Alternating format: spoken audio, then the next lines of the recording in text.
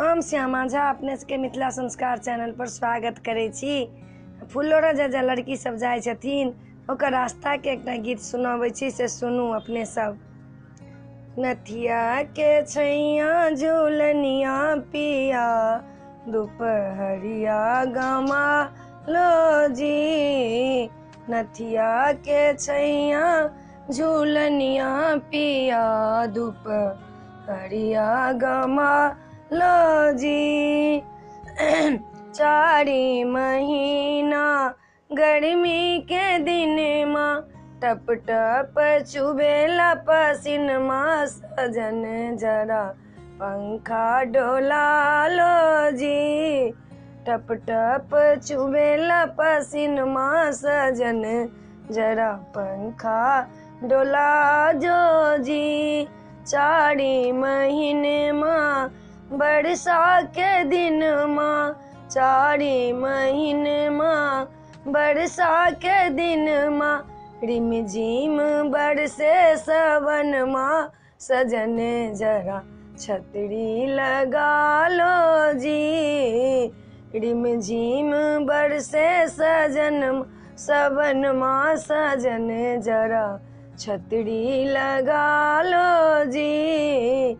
नथिया के छैया झूलनिया सजन दोपहरिया गमा लो जी। चारी महीने माँ जाड़ा के दिन माँ, चारी महीने माँ जाड़ा के दिन माँ, कप कप कापेला कलेज माँ, बलम जरा गोद में उठा लो जी। कप कप कापेला बदन माँ, बलम जरा गोद में उठा लो जी। नथिया के छैया झूलनिया सजन दोपहरिया गमा लो जी।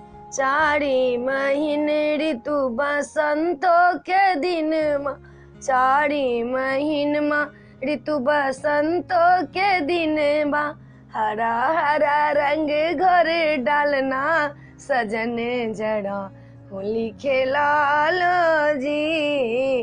हरा हरा रंग जरा डालना, सजन जरा होली खेला लो जी। नथिया के छैया झूलनिया सजन दोपहरिया गमा लो जी। नथिया के छैया झूलनिया सजन दोपहरिया गमा लो जी। वीडियो में एतबे है।